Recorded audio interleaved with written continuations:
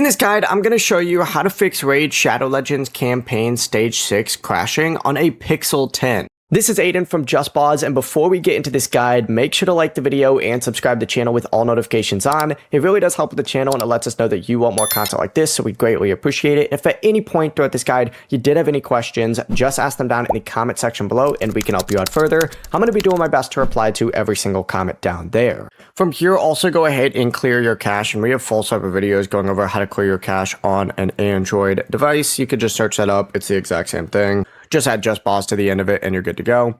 Make sure you don't hit clear storage though unless your Raid account is connected to a Plarium ID, because this will remove your app's local data. If it does crash though, still use Raid through Plarium Play or try playing on a computer or another supported device until the patch is released.